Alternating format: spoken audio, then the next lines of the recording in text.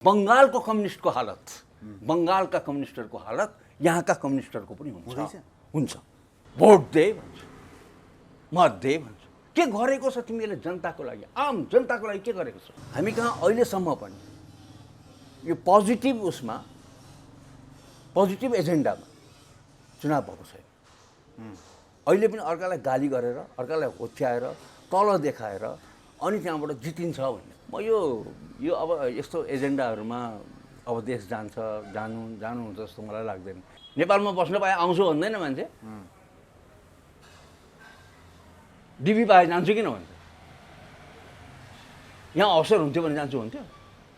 कति हजार मान्छे प्रतिदिन यहाँबाट उठ्छ र कतिवटा लास आउँछन् यहाँ, हरेक दिन कति लास आउँछ, लाज लाग्दैन? अनि आम मान्छेको लागि के गरेछ त? तपाईँ देख्नु भएको छ नि त सरकारी कार्यालयमा के हुन्छ हालत। पहिला सरकारी कार्यालयलाई सुधार्नुहोस् न, घुसमुक्त बनाउनुहोस् न। घरमा हरेक घरमा पानी डेलिभर गरेपछि मात्रै अनि त्यहाँबाट पैसा लिन्छु भनेर कुन चाहिँ विश्वप्रकाशले भन्यो, कुन चाहिँ केपी ओलीले भनेको छ? आदरणीय दर्शकबिन नमस्कार। आज पनि हामीसँग फेरि हुनुहुन्छ लेखक तथा वरिष्ठ राजनीतिक विश्लेषक श्री कृष्ण अनिरुद्ध गौतम। स्वागत छ। हामी कहाँ अहिलेसम्म पनि पोजिटिभ क्याम्पेन भन्छ नि, सकारात्मक क्याम्पेन प्रारम्भ भएको छैन अहिलेसम्म, भएको छैन। अहिलेसम्मका चुनावमै भएको छैन कि सकारात्मक प्रचार जुन छ। सकारात्मक प्रचार भनेको डेभलपमेन्ट ओरिएन्टेड विकासमुखी। एउटा उदाहरण म तपाईँलाई दिन्छु। भारतको सन् 2014को जुन चुनाव थियो त्यो विकासमुखी चुनाव थियो। त्यो धेरै ठुलो आँट गरे हो, धेरै ठुलो साहस गरे हो। उनीहरूले अरूलाई गाली नगरिकन आफ्ना प्रतिद्वन्द्वीहरूलाई सकेसम्म कम गाली गरेर आफ्नो योजना अगाडि राखे र कस्तो नमुनाको देश यो बनाउने हो, कस्तो खालको नमुना प्रस्तुत गर्ने हो भन्दाखेरि एउटा विकसित देशको नमुना अगाडि राखेर उनीहरू अगाडि बढे। त्यस कारणले गर्दाखेरि विकासको लागि नयाँ प्रधानमन्त्री भन्ने हिसाबमा नरेन्द्र मोदी आएका हुन्। नरेन्द्र मोदी केवल त्यो बिजेपीमा हिन्दुत्वको इमेजको कारणले मात्रै होइन, तर गुजरातमा जुन काम गरेका थिए नरेन्द्र मोदीले, त्यो पर्फर्मेन्सलाई अगाडि राखेर चुनाव भएको थियो। हामी कहाँ अहिलेसम्म पनि यो पोजिटिभ एजेन्डामा चुनाव भएको छैन। अहिले पनि अर्कालाई गाली गरेर, अर्कालाई होच्याएर, तल देखाएर अनि त्यहाँबाट जितिन्छ भन्ने पार्टीभित्र पनि नि एउटा कुरा, काङ्ग्रेसमा शेरबहादुर देउवाले गठबन्धन छोडिदिने भन्दा भन्दै गगन थापा जस्ता व्यक्तिले बरु हामी हारिहाल्छौँ, हामी एकल जाउँ भन्दै यो दलगत हिसाबमा यो गयो। गगन थापाले चाहिँ आवाज उठाउन चाहिँ सक्ने व्यक्ति हुन् अथवा उसको कुरा चाहिँ त्यहाँ सुनिँदैन। अनि त्यो चाहिँ म एउटा कुरा भन्छु तपाईँलाई। तपाईँले यो स्थानीय निर्वाचनमा अथवा कुनै पनि निर्वाचनमा, त्यसमा पनि अगाडि स्थानीय निर्वाचन भइरहेको छ र यो बडो राम्रो कुरा हुन्थ्यो यदि पार्टीहरू एक्लै चुनावमा जान्थे भने। यसले एउटा कुरा के थाहा हुन्थ्यो भने भोलि डेटामा काङ्ग्रेसको वास्तविक शक्ति चाहिँ कति रहेछ त। अब अहिले गठबन्धन गरेको छ, कहीँ उपमेयर छ, कहीँ मेयर छ। अब कसरी क्यालकुलेट गर्ने? स्ट्रेङ्थ चाहिँ के हो त पार्टीको? नेपाली काङ्ग्रेसको शक्ति चाहिँ के हो त देशभरि? एमालेको त ल भइहाल्यो, एक्लै उसमा चुनाव लड्दैछ। तर अब माओवादीको के हो त, के अरे उसको समाजवादीको, माधव कुमार नेपालको पार्टीको के छ स्थिति, जसपाको स्थिति के छ देशभरि भन्ने कुरा त्यो आकलन गर्नै सकिँदैन क्या। अब किन गठबन्धनको एउटा सगोल डाटामा काङ्ग्रेसको अवस्था के छ भनेर हेर्नै गाह्रो हुन्छ। त्यो भएर एक्लै चुनावमा गएको भए भोलि राष्ट्रिय चुनावमा जाँदाखेरि हाम्रो अवस्था फलानु पालिकामा यस्तो रहेछ, हरेक पालिकामा 753 पालिकामा हाम्रो अवस्था यस्तो रहेछ भन्ने कुराको राम्रो आकलन उहाँहरूले पाउनुहुन्थ्यो। त्यो डेटा उहाँहरूले पाउनुहुन्थ्यो, तथ्य पाउनुहुन्थ्यो। त्यसको आधारमा उहाँहरूले भोलिको चुनावी रणनीति तय गर्न सक्नुहुन्थ्यो। तर हेर्नुहोस्, तपाईँलाई एउटा कुरा भनिदिन्छु, त्यतातिर ध्यान यिनीहरूको कहाँ छ र? कहाँ छ त ध्यान? होइन, त्यतातिर त ध्यानै छैन।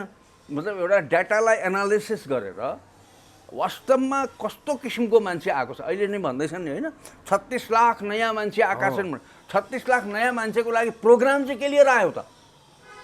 प्रोग्राम के लिएर आयो त? 36 लाख नयाँ मान्छे त आएका रहेछन् त 36 लाख नयाँ मान्छेको प्रोग्राम के छ सारा सपना छन् नि अनि 36 लाखलाई के 36 लाखमध्ये 30 लाखलाई चाहिँ विदेश पठाउने त कि यहाँ एङ्गेज गर्ने भन्दाखेरि तपाईँसित योजना के छ त उसलाई एड्रेस गर्ने गरी अस्ति घोषणापत्र लेखिरहेका बेलामा केही पार्टीकै मान्छे अलग अलग पार्टीकै मान्छेले मसँग सम्पर्क गर्दाखेरि मैले भनेको थिएँ यो कुरा भनेको थिएँ कि यत्रो ठुलो नयाँ मतदाता आएको छ यो नयाँ मतदातालाई तपाईँले कसरी सम्बोधन गर्ने महत्त्वपूर्ण कुरा हुन्छ किन यसैले बरु डिसाइड गर्छ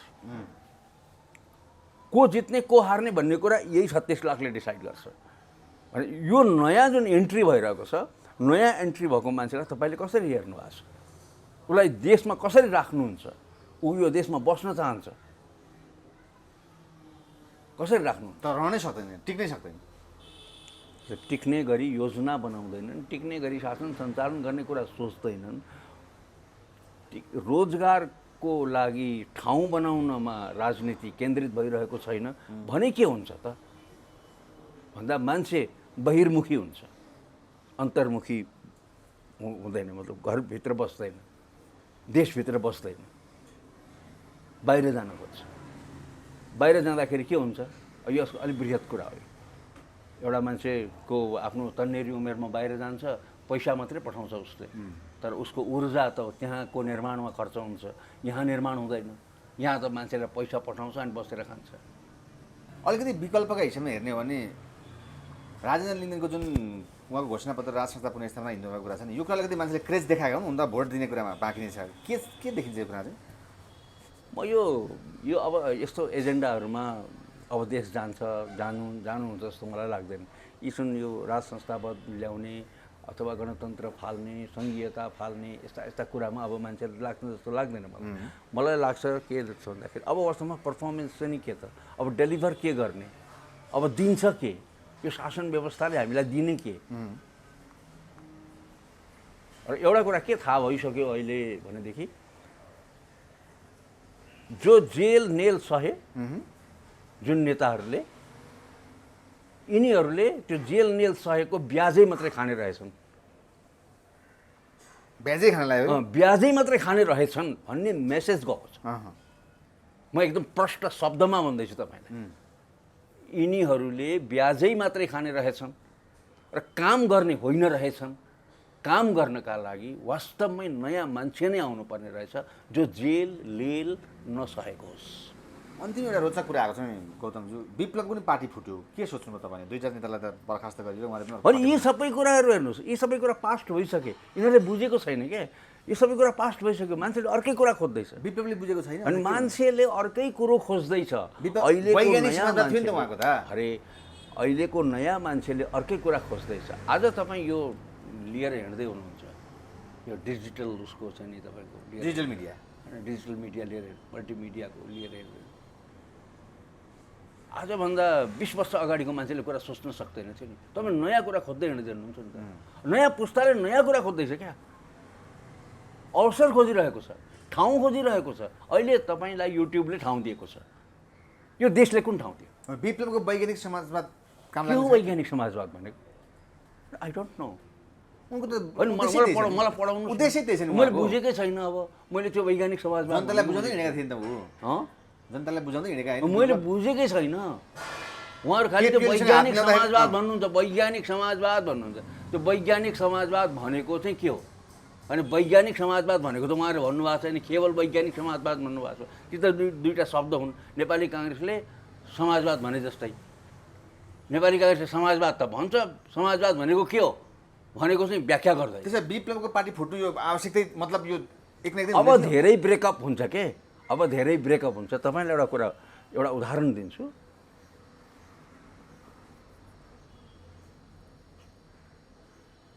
यो ज्योति बसुदेखि लिएर बुद्धदेव भट्टाचार्यसम्मले 25औं वर्षसम्म शासन गरेको बङ्गालबाट कम्युनिस्टहरू कोठे भए क्या अब कोठामा पुगेका छन् अब कोठाभन्दा बाहिर कम्युनिस्ट छैनन् बङ्गालमा बाहिर कि बिजेपी छ कि तृणमूल कङ्ग्रेस छ कि अलिक क्षेत्रीय पार्टीहरू छन् मुख्यतः उनीहरूको त्यो ग्राउन्ड नै सिद्धिसक्यो कम्युनिस्टहरूले थाहा पाएका छैनन्। यहाँ पनि त्यही हुँदैछ, यहाँ पनि त्यही हुँदैछ। काङ्ग्रेसको पनि त्यही हालत हुनेवाला छ। जानेनन्, बुझेनन्, नयाँ एजेन्डालाई बोकेनन्, नयाँ पुस्ताको एस्पिरेसनलाई, नयाँ पुस्ताका आकाङ्क्षालाई प्रतिनिधित्व गर्न सकेनन् भने भारतीय राष्ट्रिय काङ्ग्रेसको हालत नेपाली काङ्ग्रेसको हुन्छ। काङ्ग्रेस पतनको बाटोमा छ। र अर्को एउटा कुरा, त्यति मात्रै पनि होइन, र बङ्गालको कम्युनिस्टको हालत, बङ्गालका कम्युनिस्टहरूको हालत यहाँका कम्युनिस्टहरूको पनि हुन्छ। यही तरिकाले गयो भने यिनीहरूका कुरा, यी आइडियोलोजीका कुरा, यो हामी वैज्ञानिक समाजवाद, फगलानु समाजवाद, मान्छेलाई रोजगार छैन, उद्योग छैन, धन्दा छैन, केही छैन, मान्छे लागेको छ लाम के अरे पासपोर्ट लिएर भिजाको उसमा लाइनमा लागेको छ, मान्छे डिबी भर्दै कुदिएको छ, अनि त्यहाँबाट त्यसको कुनै सम्बोधन छैन, सरकारी कार्यालयमा काम हुँदैन, कुनै पोलिटिकल पार्टीले एसिस्टेन्स गर्दैन, मतदाता नामावलीको लागि कुनै एसिस्टेन्स गर्दैन, अनि त्यहाँबाट के कुरा गर्छ? भोट दे भन्छ, मत दे भन्छ। के गरेको छ तिमीले जनताको लागि, आम जनताको लागि के गरेको छ? केही इफेक्ट परेको छैन। गर्नु पर्दैन। किन मान्छे निराश छ? डिबी पाए त जान्छु किन भन्छ? नेपालमा बस्न पाए आउँछु भन्दैन मान्छे। डिबी पाए जान्छु किन भन्छ? यहाँ अवसर हुन्थ्यो भने जान्छु हुन्थ्यो। कति हजार मान्छे प्रतिदिन यहाँबाट उठ्छ र कतिवटा लास आउँछन् यहाँ। हरेक दिन कति लास आउँछ? लाज लाग्दैन? शरम लाग्दैन? यो देशको नेता हुन लाज लाग्दैन? भोट कसरी माग्छन् त? लाज त छँदै छैन नि। अब हिँडिसके जनता। प्रश्न गरौँ न, हामी त मिडियामा कुरा गरिरहेको छौँ त, प्रश्न गरौँ त, हामी सोधौँ न, तिमीले के गरेका छौ? बाटाघाटा हजारौँ मान्छे होइन, बाटाघाटा पुल पुलेसा, तिमी नभएको भए पनि भन्थ्यो, उहाँ नभएको भए पनि भन्थ्यो, उनीहरू नभएको भए पनि भन्थ्यो। यो त के अरे समयले पनि त ल्याएको छ, नगरिकन के गर्थ्यौ त? बाटा नबनाएर के बनाउँथ्यो त? लाजा गाला त त्यति गर्नु पर्यो तिमीहरूले। अनि मान्छे, आम मान्छेको लागि के गरेको छ त? तपाईँ देख्नु भएको छ नि त सरकारी कार्यालयमा के हुन्छ हालत। पहिला सरकारी कार्यालयलाई सुधार्नुहोस् न, घुसमुक्त बनाउनुहोस् न। जनताको दैनन्दिनीसित सम्बन्धित वडा कार्यालय, जनताको दैनन्दिनीसित सम्बन्धित घरको नक्सा बनाउने कार्यालय, नक्सा पास गर्ने ठाउँ, निर्माण सम्पन्न गर्ने ठाउँ, पानीको उसमा जानुहोस्, खानेपानीमा देख्नुहुन्छ हालत, खानेपानी वितरणको अवस्था। पानी आउँदैन घरमा, तर पैसा त तिर्नुपर्छ। बस यो कसले हेरिरहेको छ? कुन चाहिँ गगन थापाले भनेको छ यो कुरा? घरमा, हरेक घरमा पानी डेलिभर गरेपछि मात्रै अनि त्यहाँबाट पैसा लिन्छु भनेर कुन चाहिँ विश्वप्रकाशले भन्यो? कुन चाहिँ केपी ओलीले भनेको छ? त्यसो विकल्प के त? विकल्प यी प्रश्न हुन्, जनतासित सरोकार राख्ने प्रश्नहरू हुन् विकल्प। जुन प्रश्न जनतासित सरोकार राख्ने म गर्दैछु, यो हो विकल्प। यसको उत्तर जसले दिन्छ, उत्तर मुखले होइन कामले जसले दिन्छ, त्यो हो विकल्प। म विश्लेषक, मैले प्रश्न जनताका पक्षबाट राखेँ, यिनको उत्तर दिनुपर्छ यिनीहरूले काम गरेर।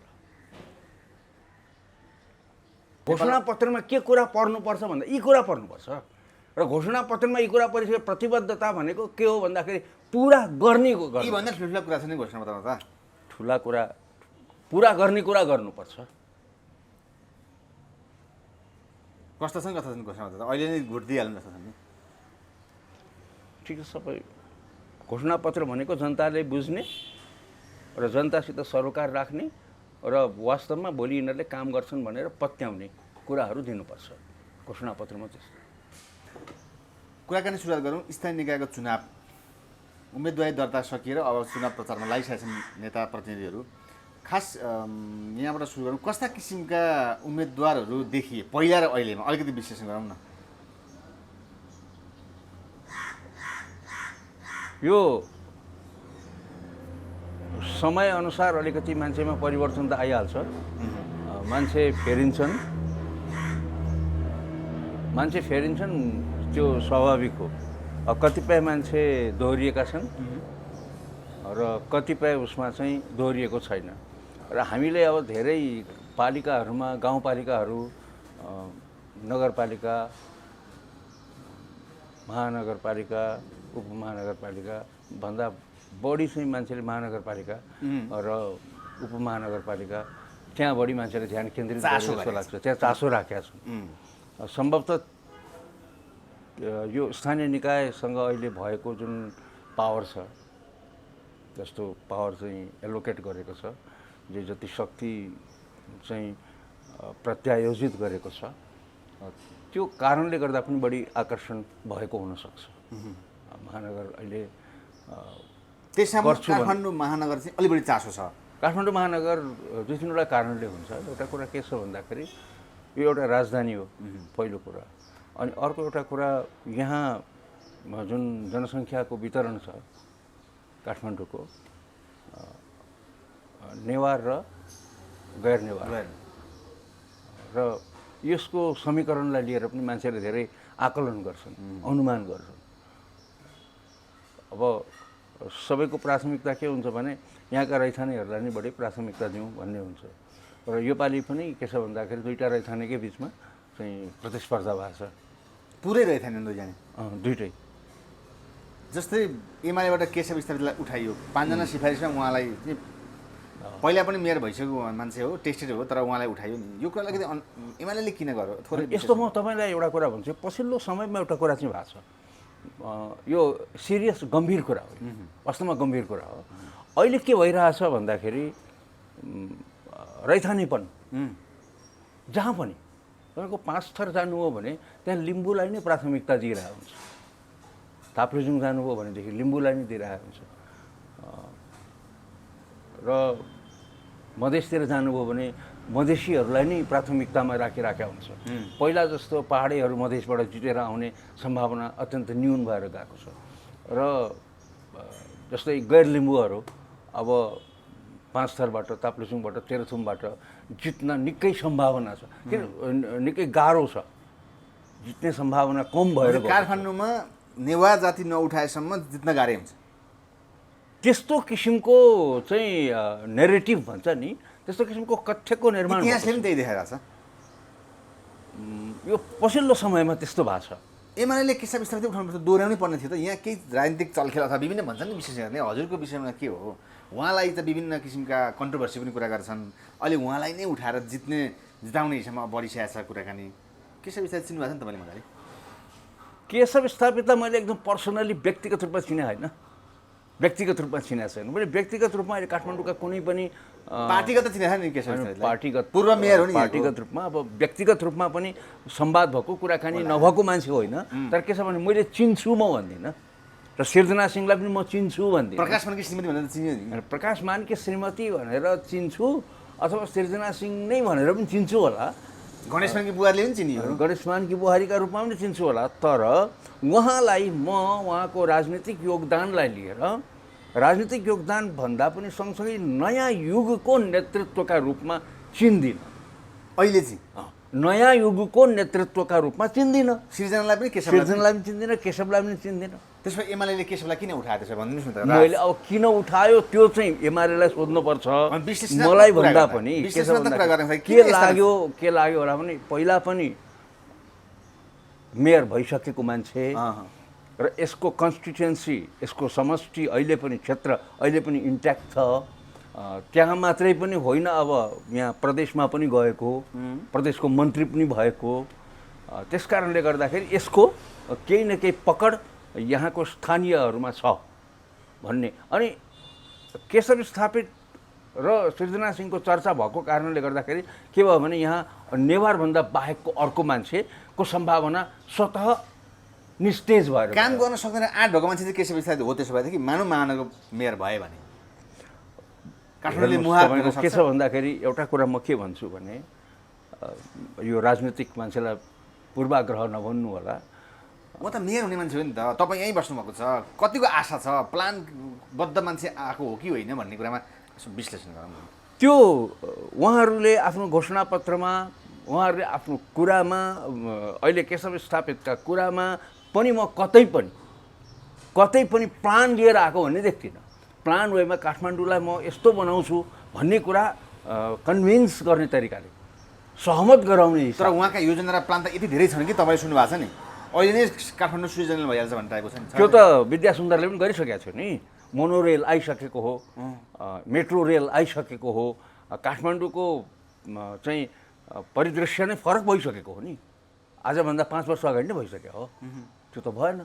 अनि केशव स्थापित हुँदा पनि केशव स्थापित भएर अहिले पनि केशव स्थापितले के गरेको हो भन्दाखेरि बाटो चौडा बनाएको हो। अनि बाटो चौडा बनाएकै हो र बाटो चौडा बाबुराम भट्टराईले पनि बनाएको।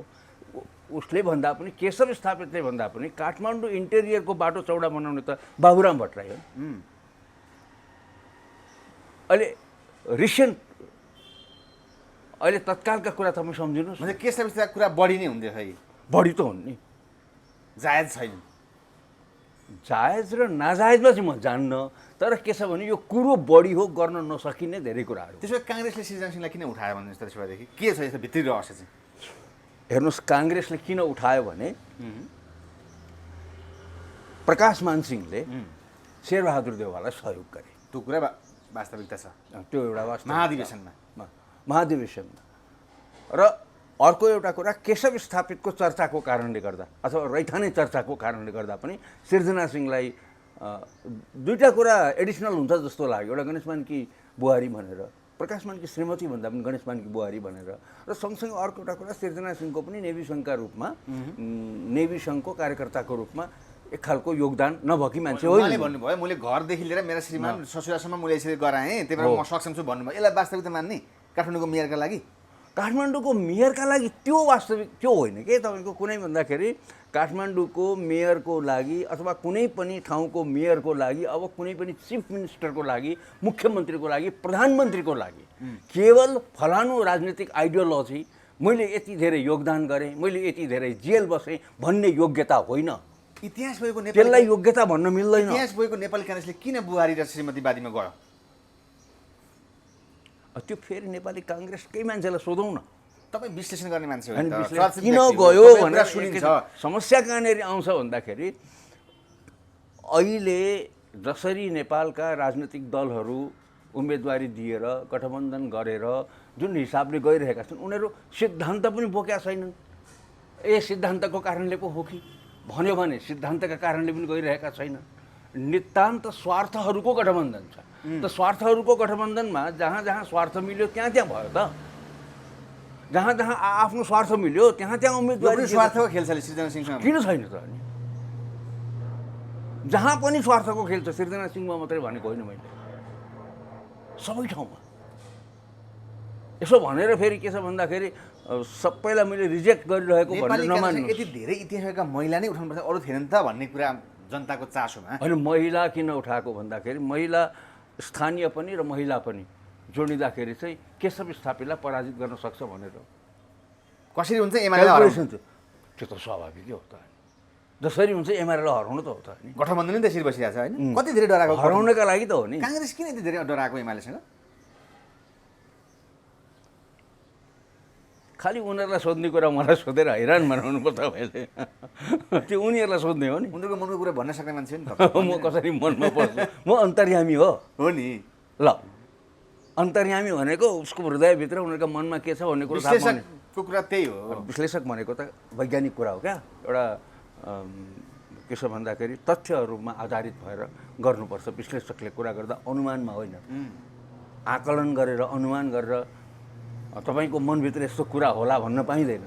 तपाईँको बारेमा तथ्यगत हिसाबले अगाडि कुराहरू आएका छन् भने अनि भन्न सकिन्छ। अहिले तपाईँलाई दुई तिनवटा कुराहरू दुई टुक भने मैले, यो सैद्धान्तिक गठबन्धन होइन।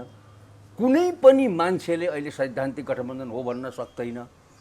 काङ्ग्रेसको पनि कुनै नेताले भन्न सक्दैन, माओवादीको पनि भन्न सक्दैन, समाजवादीको पनि भन्न सक्दैन, कसैले पनि भन्न सक्दैन। एक त स्वार्थहरूको गठबन्धन हो। त्यो भएर हरेक उम्मेदवारीमा, महत्त्वपूर्ण उम्मेदवारीमा स्वार्थ नै छ। स्वार्थ गलत हो, स्वार्थ खराब हो, स्वार्थ सही हो, गलत हो भन्ने निर्णय अब मतदानले गर्छ नि। यतापट्टि एमालेमा पनि त केशव स्थापित पनि त बिचमा विभिन्न कन्ट्रोभर्सीका कुरा संसदमा चाहिँ विभिन्न भइसकेका मान्छेलाई टेस्टेड मान्छेलाई किन ल्याए त? यहाँ पनि स्वार्थ छ। अरू थिएन, रामवीर मानन्द जस्ता पनि थिए त मान्छे। यसो छ एउटा कुरा के छ भने स्थानीय व्यक्तिमा त्यस्तो किसिमको उम्मेदवार उहाँहरूले नपाएर हो। नपाएर उहाँहरूसँग केशव स्थापित भन्दा राम्रो जित्न सक्ने सम्भावना भएको भनेर उहाँहरूले गरेको आकलन अनुसारको व्यक्ति अर्को फेला परेन। त्यो भएर तपाईँले एउटा कुरा के भन्न सक्नुहुन्छ यहाँनेरि भने नेकपा एमालेसँग पनि उपयुक्त व्यक्तिहरूको प्रचुर अभाव छ। अझै पनि छ भने केशव स्थापितलाई ल्याइसकेपछि भन्नु परेन त? केशव स्थापितलाई मेयरमा दोहोऱ्याइसक्यो, किन विद्या सुन्दरलाई नदोहोऱ्याएको? केशव स्थापितलाई दोहोऱ्याइसकेपछि त बढी आलोचना भयो नि त तत्कालै। अनि के केशव स्थापितको आलोचना भएको छैन त? नयाँ मान्छे नयाँ नेतृत्व आएन। उहाँले त भनिसक्नु आलोचना बिनाको त केशव स्थापितै हुँदैन भनिसक्नु भने केशव स्थापित सही कुरा हो। ठिक छ, भइगयो। त्यसो उहाँले भन्नुभयो। त त्यसो भइसकेपछि तपाईँलाई म के भन्न खोजिरहेको छु भने केशव स्थापित बाहेक अर्को त्यहाँभन्दा उपयुक्त मान्छे उहाँहरूले नभेटेको अभाव होइन त यो? हेर्नुहोस्, अझ अहिले लार्जर कुरामा जानुहोस्। नेपाली काङ्ग्रेस शेरबहादुर देउवा कति गतिलो हो त? नेपाली काङ्ग्रेसले शेरबहादुर देउवा भन्दा उपयुक्त सभापति भेटेन। कहिल्यै भेटेन।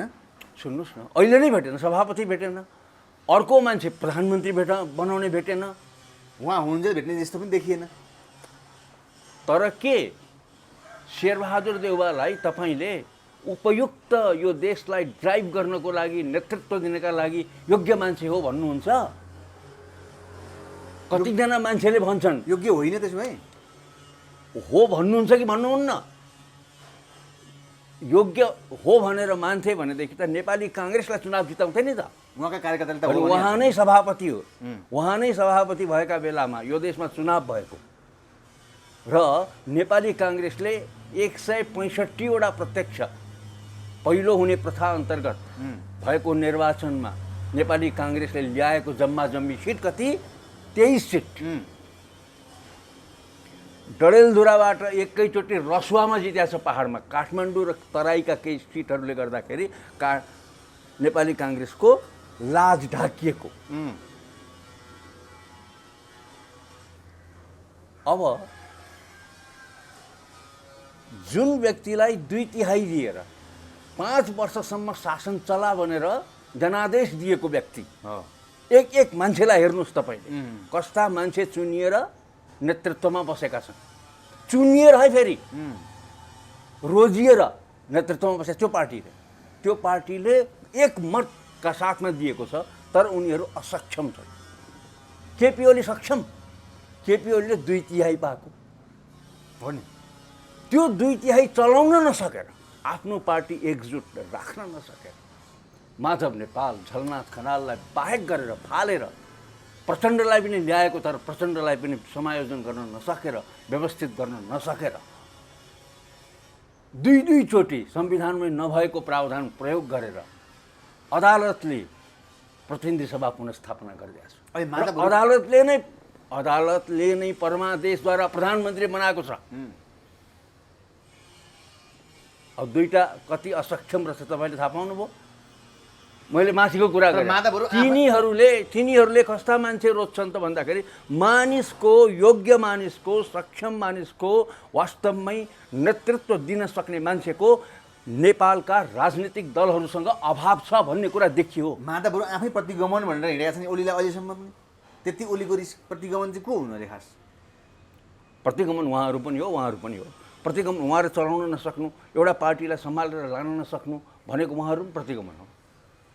प्रतिगमन भनेको चाहिँ के हो तपाईँलाई सोधेँ मैले। माधव नेपालले बुझेका छन् त त्यसो भएदेखि? त्यही होइन, प्रतिगमन तपाईँलाई म सोध्दैछु नि त। ल, प्रतिगमन भनेको के हो? प्रतिगमन भनेको पछाडि जानु। अगाडि नबढेर पछाडि माधव नेपालहरू अहिलेको गठबन्धनलाई चाहिँ के भन्ने त उनीहरू चाहिँ प्रतिगमन होइन नि त त्यो त म तपाईँलाई सोध्दैछु नि त प्रतिगमन हो उम्। उहाँहरूको पनि प्रतिगमन हो उहाँहरूको पनि प्रतिगमन सबै प्रतिगमन लोकतान्त्रिक केपी ओली प्रतिगमनकारी केपी ओली भनेर यही नारामा हिँडेको छ माधव अहिलेसम्म चुनावका मुखसम्म पनि अरू केही भनिसकेका छैन नि उसलाई अब हेर्नुहोस् एउटा यो सबैका बावजुद एउटा अर्को कुरा भइरहेछ देशमा जुन कुरा एउटा अटेरी समूह आएको छ पोखरामा आएको छ काठमाडौँमा आएको छ मतलब हरेक ठाउँमा एउटा युवाहरूको एउटा नयाँ जमात आइरहेको छ जो यो व्यवस्थाको सञ्चालनसँग असहमत छ व्यवस्थासँग नभनौँ तर व्यवस्थाको सञ्चालनसँग पुरानो नेतृत्वसँग असहमत छ र त्यसको पर्फर्मेन्सलाई हेर्नुहोस् योपालि त्यसले कस्तो किसिमको अभिमत प्राप्त गर्दो रहेछ स्थानीय निर्वाचनमा त्यो डाटा महत्त्वपूर्ण हुन्छ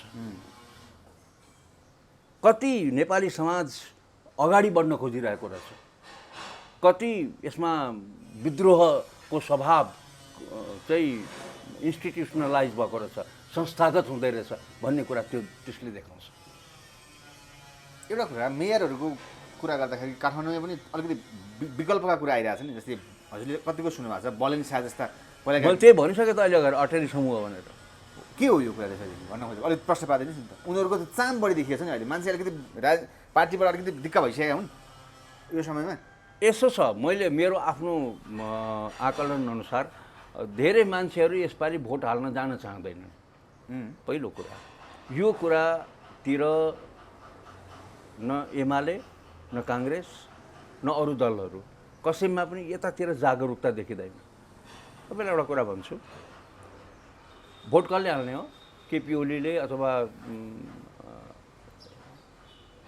शेरबहादुर देउवा प्रचण्ड यिनीहरूले भोट हालेर चुनाव जितिने त होइन चुनाव जितिन्छ केबाट भने चुनावमा परिचालित कसलाई गर्नुपर्छ भन्दा मतदातालाई गर्नुपर्छ त मतदातालाई एउटा उमेर पुगेको मान्छेलाई मतदाता बनाउनको लागि नेपालका राजनीतिक दलहरूले के भूमिका निर्वाह गरेका छन्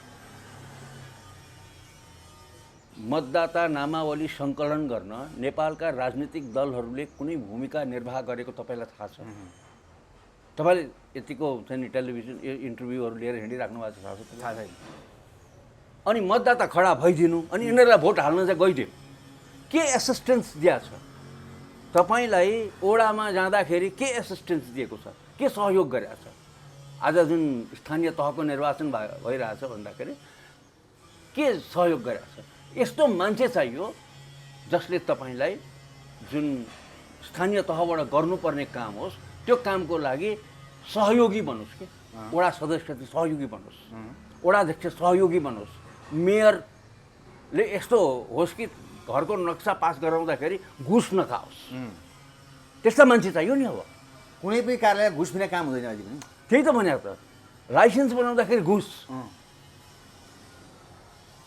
हरेक सरकारी काम गर्दाखेरि घुस नदिकन यदि काम हुँदैन भने यो राज्यको के काम भन्ने प्रश्न गर्दै गर्दैन मान्छे त्यो प्रश्न अहिले युवाहरूमा उठ्न थालेको प्रतिको यो बालेनहरूको उम्मेदवार बालेन शाहको क्रेज विषय बढेकै हो अहिले अब यसो छ भोट कतिको पाउँछन् विवेकशीलको पनि पहिला राम्रै चर्चा थियो त भोट कतिको पाउँछन् मलाई थाहा छैन तर चर्चा चाहिँ छ त्यसो भए अन्तिममा एमाले अथवा काङ्ग्रेस नै हुने हो मेयर यो बेइमान छन् अलिकति नेपालका मतदाताहरू चर्चा खुब गर्छन् र परे गएर भोट हाल्ने बेलामा रुखै हो सूर्यै हो हलै हो भन्ने खालका पनि छन् त्यसो भएदेखि तर यो हामीले हेरौँ के छ भन्दाखेरि स्थानीय निर्वाचनमा अब जुन प्रोमिसहरू जुन चाहिँ नि बाचाहरू गरेर बालेनहरू आएका छन् गणेश पौडेल आएको छ उहाँ यिनीहरूलाई कतिको पत्याउँछन् मान्छेले चर्चा त खुबै छ चर्चा चाहिँ छ त्यसो भएदेखि अलिकति चर्चा गरौँ स्थानीय निकायको कुरामा नेपाल र अलिकति बाहिरी देशको पनि अलिकति कम्पेयर गरौँ न अलिक अभ्यासको हिसाबमा स्थानीय निकाय खास यो कस्तो हो जनताले बुझ्न पनि जरुरी छ अलिकति यसो छ अनि यो कुन हिसाबमा जानु पर्ने र के भइरहेछ के हो भने यहाँ संविधान लेख्दाखेरि नै संविधानमा स्थानीय तहको व्यवस्था गर्दा नै एक खालको बेइमानी भएको छ। संविधानमै यसको बेइमानी भएको छ। भनेको संविधानमा लेखिएको कुरा चाहिँ गलत हो वा सही हो भन्दा पनि संविधानमा यसरी किन राखियो स्थानीय तहलाई? यसको कारण के हो भन्दाखेरि प्रदेशलाई कमजोर बनाउनका लागि स्थानीय तहलाई सोझै शक्ति दिने काम गरियो। केन्द्रबाट सोझै शक्ति दिने काम अथवा स्थानीय तहलाई शक्तिशाली बनाउने काम भने किन गरिएको भन्दाखेरि प्रदेशले काम नपाओस् भनेर। यो डिजाइन गर्दाखेरि नै उनीहरूले जसले यो डिजाइन गरे त्यो डिजाइन गर्नेहरूले अब प्रदेशले काम नपाओस् भनेर। वास्तवमा प्रदेशले काम पाएन नि त। प्रदेशले काम नपाएपछि काम नगरेको किन नपाएको? सुन्नुहोस् संविधान पढ्नुहोस् न, कहाँ काम गर्ने? स्थानीयकोमा काम खप्टिन जाने कि केन्द्रको काममा खप्टिन जाने? त्यसलाई तपाईँ के छ भन्दाखेरि कस्तो बनाइदिएछ भने यताको न उताको भन्दैनन्, प्रदेशलाई यताको न उताको बनाइदिएछ। यता हेरौँ कि उता हेरौँ, यता गरौँ कि उता गरौँ गर्दा गर्दै 5 वर्ष त अल्मलिएरै गयो। के हुन्छ त भन्दा जस्तै भारतको तपाईँ कुरा गर्नुहुन्छ भने भारतमा के हुन्छ भने स्थानीय तह भनेको प्रदेशमा हताहत हुन्छ, केन्द्रमा हताहत हुँदैन। व्यवस्था चाहिँ गरिदिएको छ संविधानमा पञ्चायती राज भनेर। त्यो व्यवस्था अन्तर्गत सबै मोनिटरिङ गर्ने काम, चुनाव गराउने काम, सबै काम कसले गर्छ भन्दाखेरि प्रदेशले गर्छ कि प्रदेशमा हताहतमा हुन्छ। चुनाव हुँदा पनि स्थानीय तहको प्रदेशमा हताहत हुन्छ। अहिले त प्रदेशै कहीँ छँदै छैन। अहिले चुनाव भइरहेछ, कोही कहाँ छ? बागमती प्रदेशको के भूमिका छ? स्थानीय तहमा चुनाव भइरहेको छ, देशभरि चुनाव भइरहेको छ, तर यहाँनिर बागमती प्रदेश सरकारको, बागमती प्रदेश विधायिकाको कुनै भूमिका देखिराख्नु भएको छ? शेरबहादुर देउवाको भूमिका देखिराख्नु भएको छ? प्रचण्डको भूमिका देखिराख्नु भएको छ? यो के भन्छ सबै केन्द्रीय पार्टीहरूको र केन्द्रीय नेताहरूको भूमिका देखिराख्नु भएको छ? खोइ त प्रदेशको जुन निकायहरू छन् ती सक्रिय हुनुपर्ने। आफ्नो प्रदेशमा स्थानीय तहको निर्वाचन भइरहेको छ, सबैका प्रदेशमा भइरहेको छ नि त, 7वटा प्रदेशमा। खोइ त त्यो प्रदेशका पार्टीका निकायहरूको सक्रियता खोइ?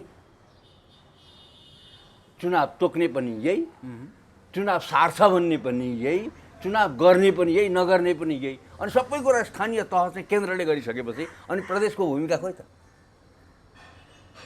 न पार्टीका निकायहरूले त्यो भूमिका निर्वाह गरेका छन् प्रदेशका निकायहरूले, किनभने दिएकै छैन। यो गर्ने स्थानीय तहमा मोनिटरिङ गर्ने, सहजीकरण गर्ने, स्थानीय तहमा हुने जुन चुनाव छ त्यो चुनावको सहजीकरणको काम सजिलो पनि हुन्थ्यो नि प्रदेशले गरेको भए। प्रदेशमा जहाँ जहाँ महानगर छन् ती महानगरको संयोजनको काम चाहिँ प्रदेश कमिटीले गर्ने भने अब हुन्थ्यो नि त। कसले गर्नु पर्यो? शेरबहादुर देउवाले। कसले गर्नु पर्यो? केपी ओलीले। भने यति केन्द्रीकृत धारणा छ कि प्रदेश भनेको त डिफङ्क्ट खालि नामको लागि मात्रै राखिदिने, नचलोस् भन्नको लागि गरेको। त्यो स्थानीय तह यस्तो हुँदैन। जुन ढङ्गको व्यवस्था यो गलत छ, यो गलत, व्यवस्थै गलत छ। व्यवस्था गलत भइ गलत ढङ्गले व्यवस्था गरिएको के गर्नु पर्यो? त्यो प्रदेशमा हताहत राख्नु पर्यो। केन्द्र यो प्रदेश स्थानीय तहलाई प्रदेशमा हताहत राख्नु पर्यो। बागमती प्रदेशमा हताहत नै यहाँको महानगरलाई राखिदिनु पर्यो, नगरपालिकाहरूलाई राखिदिनु पर्यो, गाउँपालिकाहरूलाई, बागमती प्रदेशका सबै पालिकाहरूलाई चाहिँ बागमती प्रदेशमा हताहत राखिदिनु पर्यो। अनि बागमती प्रदेशलाई त देशमा हताहतमा छँदै छैन। अनि बागमती प्रदेशसित संवाद गर्नु पर्यो। काम पनि केन्द्रको कम हुन्छ। त्यसो त्यस कारणले गर्दा प्रदेश बनाएको। उहाँहरूले प्रदेश नहोस् भनेर, प्रदेश फेल होस् भनेर, प्रदेश असफल होस्, विफल होस् भन्नाका प्रयोजनले यस्तो किसिमको व्यवस्था गर्नुभएको। यो यही कुराले गर्दा गरिएको हो। यही कुराले गरेको। अब प्रदेशलाई गाली गरौँ न त मान्छेले सबैले। अनि प्रदेश चाहिँदैन भनौँ, खर्चिलो, कामविहीन, काम नभएको, बेकामी त बनाएर राखिदिएछ त बेकामी हुँदैन। एउटा मान्छेलाई तपाईँले कुनै पनि मान्छेलाई ल यहाँ बस, काम चाहिँ दिएको छैन, तेरो कामै बस्ने, अनि त्यसको दिमाग खराब हुन्छ। अनि अरूले पनि भन्छ त्यो त काम नगरी बसेको छ। यही कुराले चाहिँ यहाँको एउटा चाहिँ नि यो डिफेक्ट छ डिफेक्ट डिफेक्ट छ भने प्रदेशमा डिफेक्ट के कारणले गर्दा प्रदेशलाई काम दिएन प्रदेशलाई स्थानीय तहको सञ्चालनका लागि काम दिएन के हो भन्दाखेरि स्थानीय तह भनेको के हो भने औजार हो औजार आफै चल्नु हुँदैन कि औजार चलाउनै चाहिन्छ यहाँ भयो के भन्दा अनि औजार हो भन्ने पनि थाहा छ अनि औजार आफै चल्न खोज्यो भने त्यसले गलत गर्छ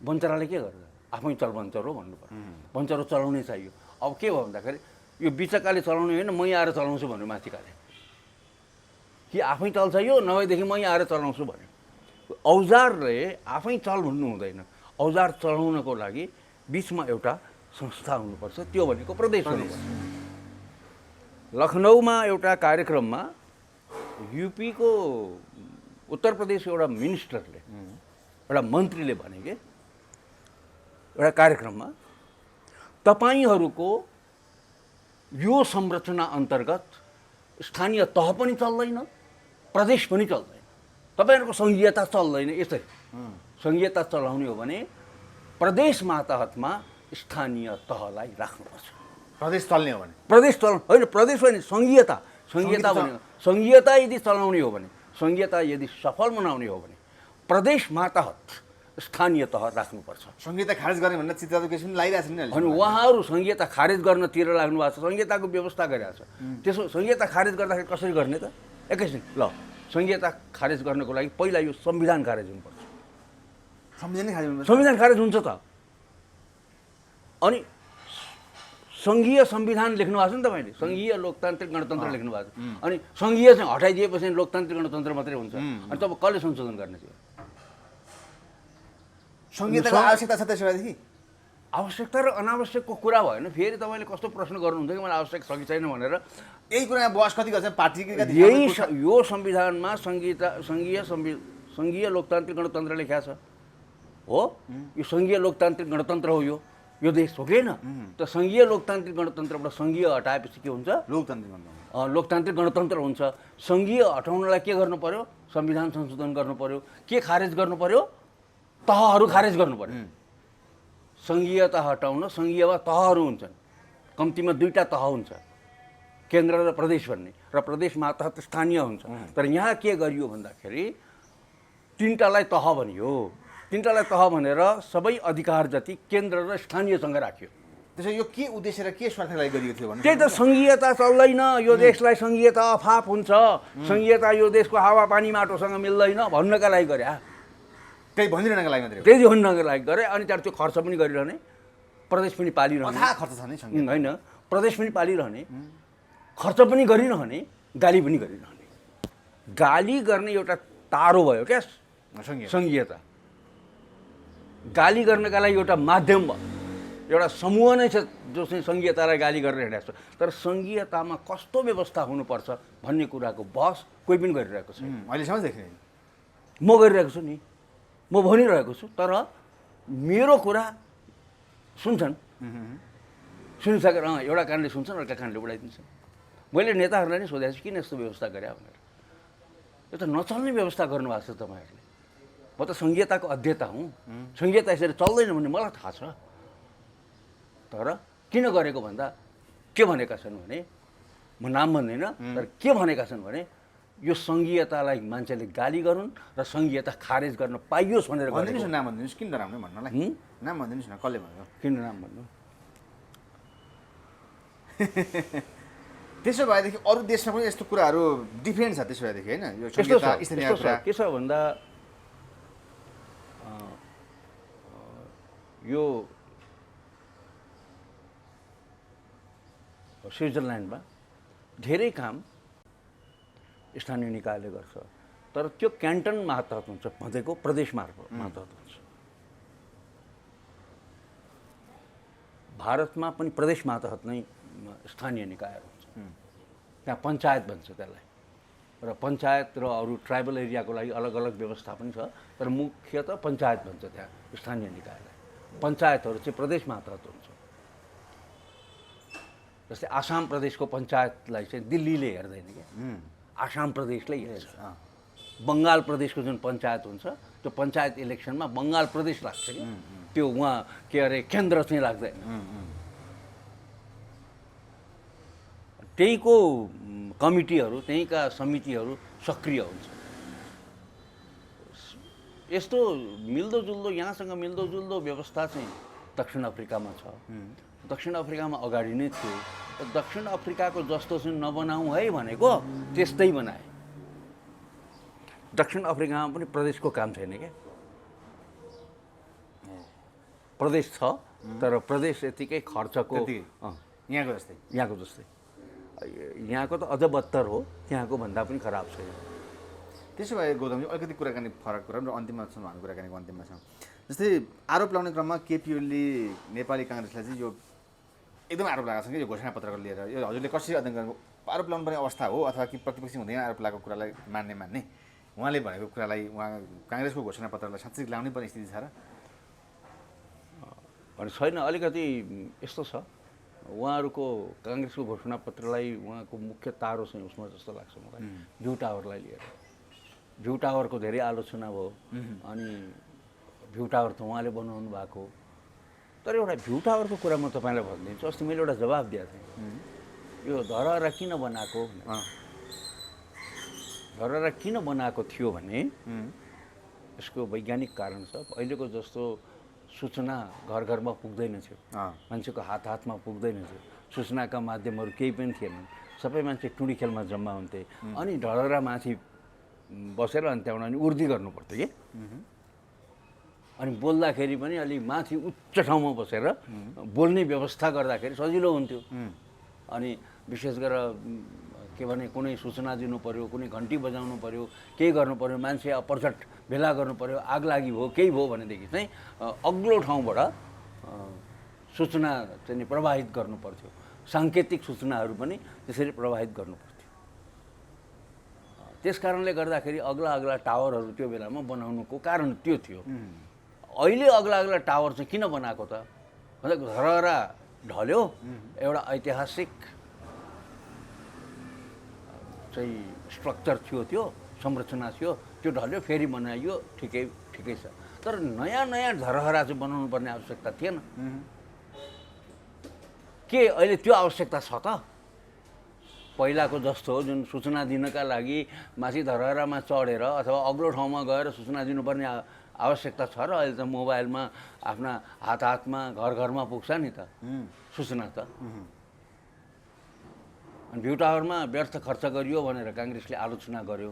त्यो उहाँको योजना थियो केपी ओलीजीको, त्यो उहाँलाई हर्ट गर्यो त्यो कुराले। त्यसैको जवाब चाहिँ त्यसैको जवाब यसै क्रममा आज महामन्त्री गगन थापाले पनि भर्खरै दिनुभएछ। हामी कुराकानी गर्दा बालकुट गएर ट्युसन पढाउँछु बरु ओलीको कुरा पागल भन्नु भनेर चाहिँ गगन थापाले भन्नुभएछ। आज गगन थापा पनि कस्तो किसिमको व्यक्ति भन्न चाहन्छ? उहाँ महामन्त्री हो काङ्ग्रेसको।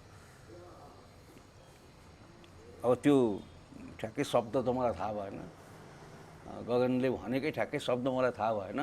तर अब चुनावका बेलामा एकअर्कालाई आक्षेप लाउने प्रतिस्पर्धा अन्तर्गत सकेसम्म तल्लो स्तरमा नओर्लिकन कुरा गरे राम्रो हुन्छ। गगन थापाले तल्लो स्तरमा कुरा ओर्लेको हो यो कुरा अहिले? त्यसो भन्नु भनेको अथवा केपी ओली पनि तल्लो स्तरमै ओर्लेका हुन्, केपी ओली पनि तल्लो स्तरमै ओर्लेका हुन्, उनीहरू पनि तल्लो स्तरमै ओर्लेका हुन्, सबै तल्लो स्तरमा ओर्लेका हुन्। कटाक्षै पऱ्यो नि त यो हिसाबमा त। बालकोट गएर ट्युसन पढाउँछु भनेर गगन थापाले भन्नुपर्ने ओलीलाई यही कुरामा रुमल्नु पर्ने आवश्यकता छ त भन्ने कुरा छैन। त्यो किन केपी ओलीलाई ट्युसन पढाइराख्नु, केपी ओलीलाई किन सहमत गराइराख्नु? जनतालाई पो सहमत गराउने त गगन थापाले, मतदातालाई पो सहमत गराउने त गगन थापाले। गगन थापाले केपी ओलीलाई, सुरेन्द्र पाण्डेलाई, भीम रावललाई सहमत गराउँदै हिँड्ने होइन नि त, काङ्ग्रेसलाई पो जिताउने हो त। अनि एमालेलाई सुधारेर अनि त्यहाँबाट एमालेलाई बनाएर एमालेलाई ट्युसन पढाएर अनि केपी ओलीबाट प्रचार गराउने त होइन होला। तर केपी ओलीले पनि त पागलको प्रलाप हो यो घोषणापत्र भन्नेका थिए नि त अस्ति। अब त्यो आफू जस्तो छ त्यसै देख्छ भन्नु नपरोस् न मैले भन्नु न। होइन, मान्छेलाई व्यर्थ आक्षेप लाउनु हुँदैन। के छ भने पागल भन्ने शब्द प्रयोग गर्दाखेरि एउटा अध्ययन छ कि कसैलाई तपाईँले पागल भनिराख्नु भएको छ भने पागल पागल पागल भनेर कसैले तपाईँलाई भन्दैछ भने त्यो आफू पनि पागल हुन्छ अरे क्या। त्यसमा एउटा एक खालको पागलपन हुन्छ अरे, अनि त्यो पागलपनको कारणले गर्दा उसले अरूलाई देखिरहेको हुन्छ अरे त्यस्तो भन्ने एक किसिमको अध्ययन छ।